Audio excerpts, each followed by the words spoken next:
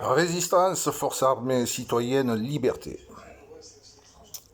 Bonsoir à tout le monde, Vidobanais, Vidobanaises, messieurs, mesdames, mademoiselles. Cet après-midi, j'ai participé à un post, une discussion de certains citoyens de Vidoban qui commencent un petit peu à se réveiller sur les constructions dans Vidoban, qui commencent un petit peu à en avoir ras-le-bol de voir des constructions se faire de partout, tout détruire, et en plus dans des zones qui ne devraient pas être construites. Aussi, j'ai pas manqué de ramener mon grain dans la discussion.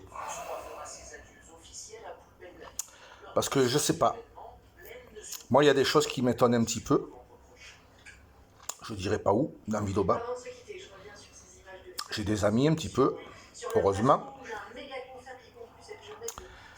Quand je vois que les maisons sont construites dans des zones inondables, parce que je connais Vidoban, j'habite Vidoban depuis 1973, j'avais 6 ans, j'en ai 56 aujourd'hui. Enfin, cette année.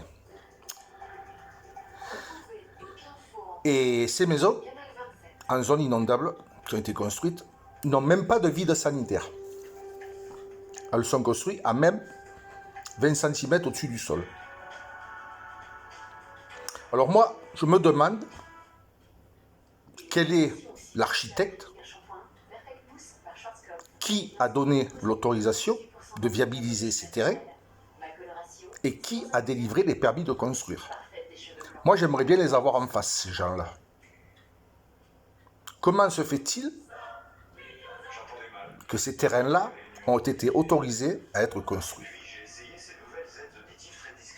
alors qu'ils ont été inondés? Moi, je connais des personnes qui ont été inondées et qui le seront encore quand il va y avoir des très gros orages. Ils vont se retrouver avec 20-30 cm d'eau dedans les maisons, voire plus de selon ce qu'il y aura. Je comprends pas. Je comprends pas comment ça se fait qu'on construit là. Et ça continue, on construit, on construit, on construit, on construit. Et on détruit, et on détruit, et on bétonne, et on bétonne. Ça devient une vraie catastrophe. Voilà.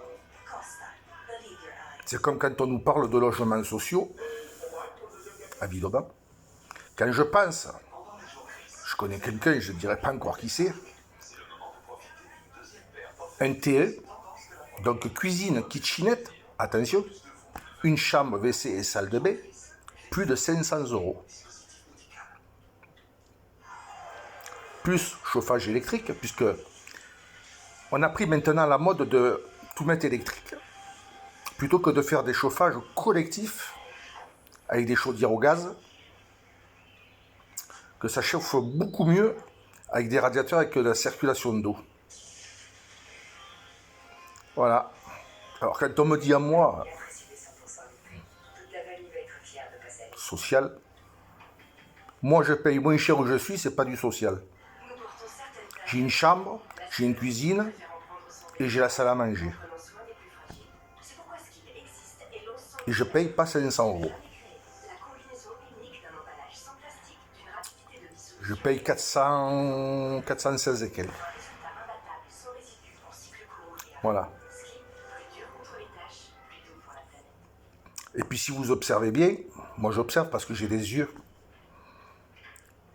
Vous verrez que dans certaines constructions qui ont été faites à Vidoban, ce ne sont pas des gens dans le besoin social qui sont dans ces logements. Pour moi, on passe ça sur le social pour faire des logements grand standing. Voilà. Mais il faut qu'il y ait quelque chose qui qui se produise et que ça arrête de construire dans les zones inondables et qu'on arrête de détruire les forêts. Je pense que il y a suffisamment de maisons qui sont vides pour louer et pour loger les gens dans le besoin. Et puis il faudrait aussi que les propriétaires d'appartements respectent un petit peu maintenant les normes et fassent le nécessaire dans leurs appartements. D'arrêter de louer des appartements vétustes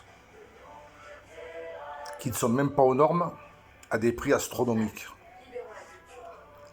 Voilà. Je sais qu'il y en a qui vont faire grise mine.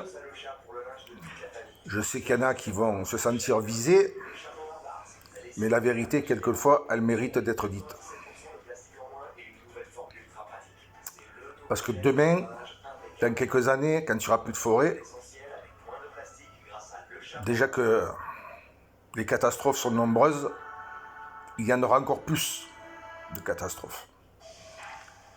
Alors arrivé à un certain moment donné, je crois qu'il faut savoir mettre un frein. Sur ce, bonne soirée à tout le monde.